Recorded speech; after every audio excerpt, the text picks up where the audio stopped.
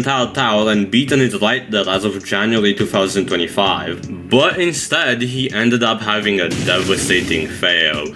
And even though Caesar would save on to this little platform, this had messed up his entire focus, and so he sadly failed. And for some reason he started playing Shrimp Game right after just having the worst fail in Roblox's obbying history. Yeah, so quite the reaction to such a fail, isn't it? But anyways, with this devastating fail happening though, this was now serious, and the entire Top Towers community was left in shock at the time of this happening, with many obvious agreeing that this run alone was harder than the Tower of Spiraling Fates and the Citadel of Infinite Void, which were both the top 2 hardest towers ever beaten on Roblox as of January 2025. And so with Caesar getting this insane progress, other players such as A6IQ and Durukan had started to yet again begin practicing and pouring hundreds of hours into this ridiculous tower, which is what the final 4 months of this intense race officially begin.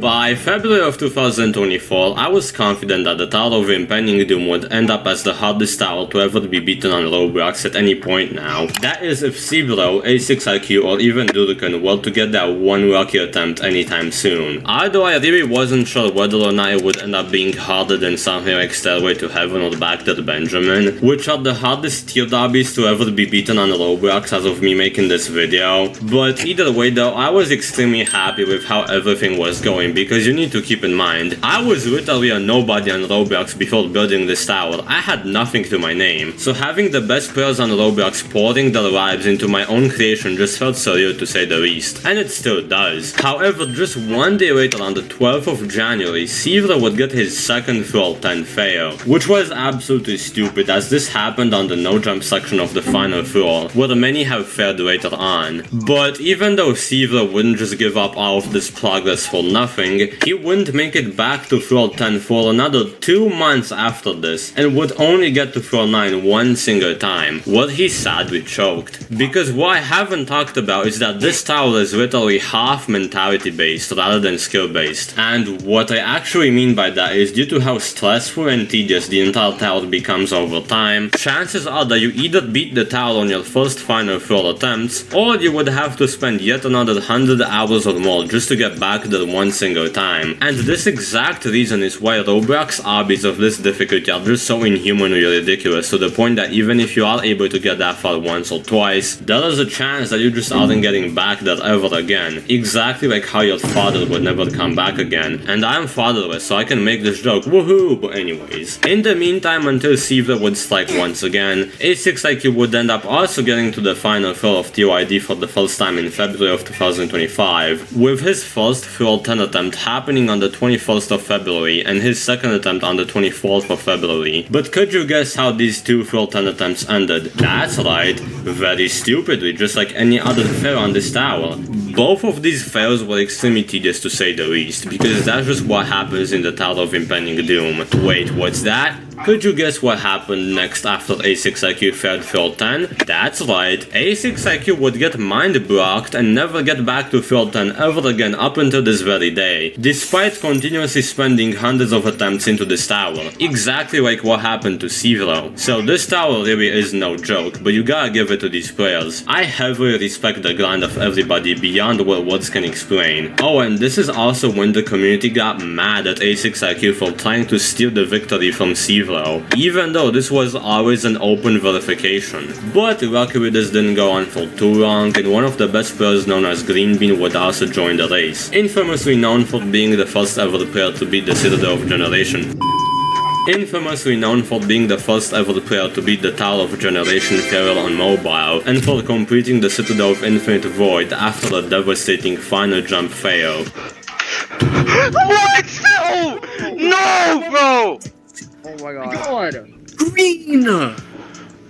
And so Green Bean would also begin throwing hundreds of hours into practicing the style and getting consistent, since he had heard about the tower for over a year now. But before Green Bean would make any significant progress, on the 17th of February, Seaver would finally get past his mind block and get to floor 10 again. But sadly, he had failed right before the final stretch in the dumbest way possible for yet another time, wasting his final chance away just like that, proving yet again how tremendously unbearable obbies can be. Oh, and here's Green Bean's summary of his TOID grind.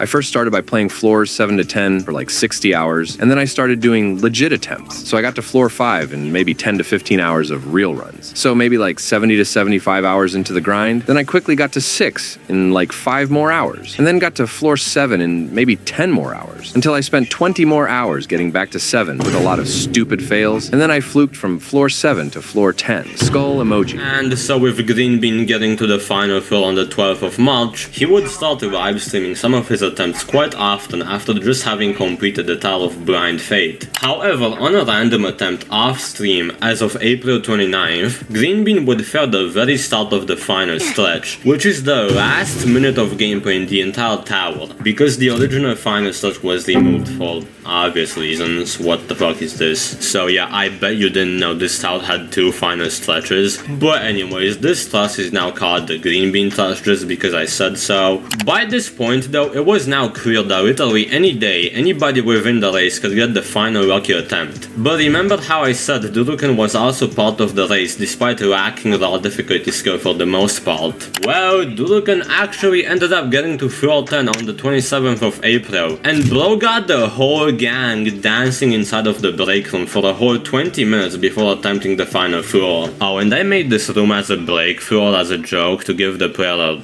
resting point, I guess. It's quite the sight, isn't it? Crab-stop monsters might be loved. But anyways, of course he ended up failing the no jump section. Holy shit, I actually feel sorry for creating this no jump section. It's like I feel bad, but at the same time I don't, since this is what TOID is meant to be. It's quite literally meant to be the hardest obby on Roblox after all. And with Dugan Fruit also getting to floor 10, it was now clear that TOID was much closer to being completed than any other top 10 difficulty tower out there, and the community was hyped. So with that said, what happens next? Well, this is where the next chapter comes up. The big verification.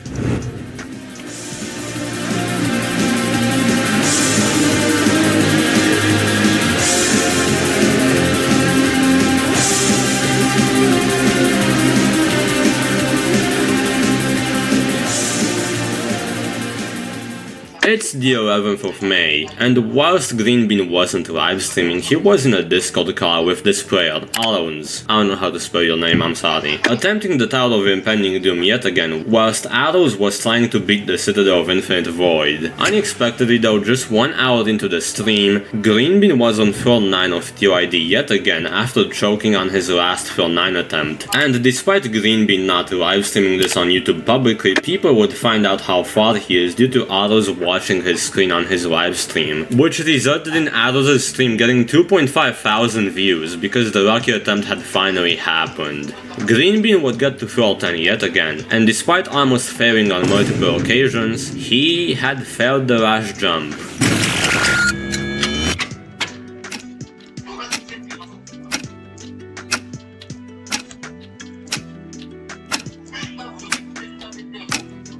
I'm just playing, don't worry, because Green Bean actually verified it, holy shit.